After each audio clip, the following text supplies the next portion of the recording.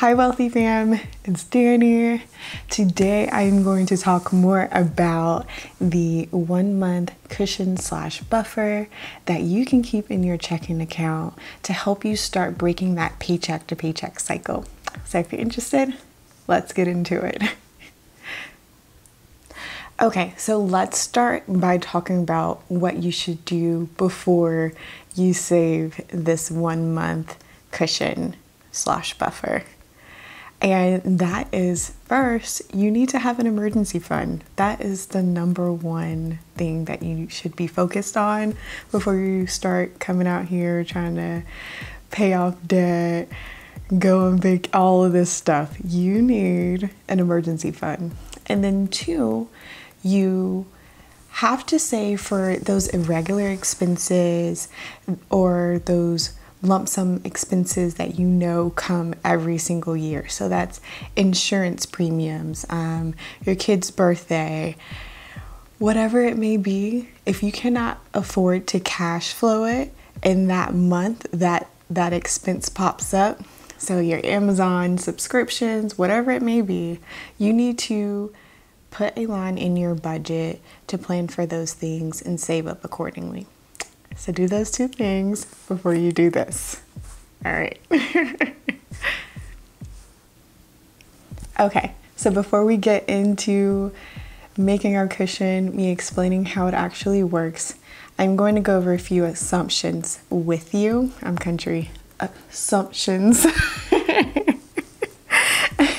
One, you are aware of your financial situation, okay? You know what bills you have, what debts, the minimum payments, and all of those things. If you don't, go to my website, go through the basics, articles, they're free, do your thing. And then two, you have a budget. So now you know all of the things that are going on with your finances and you have created a budget to address those things. And then number three, you have been tracking your expenses. It is a part of your daily life. You're tracking, you're not just out here busting it wide open in Target, not knowing how much money you have in your account.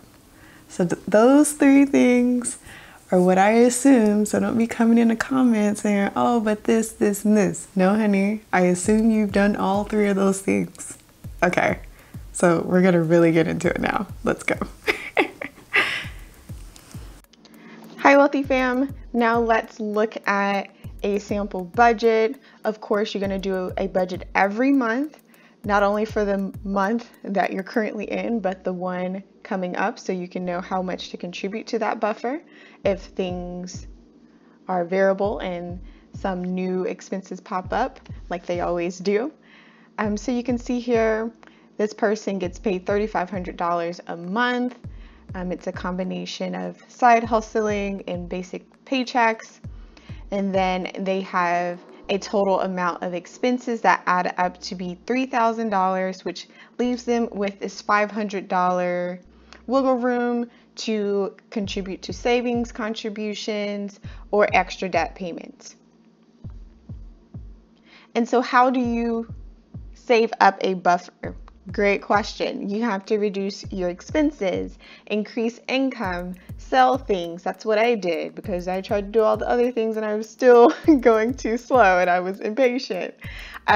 Things like tax season. So if you get a refund, you can throw that to your emergency fund, your buffer, your upcoming savings goals. So all of those things you need to keep in mind.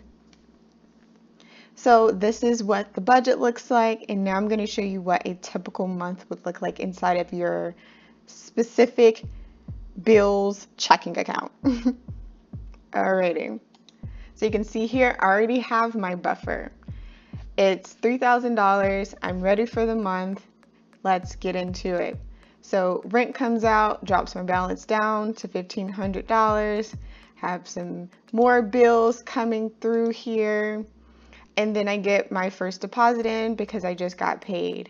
And this is one of the most important things of this buffer slash cushion situation, it's because it helps you break the paycheck to paycheck cycle.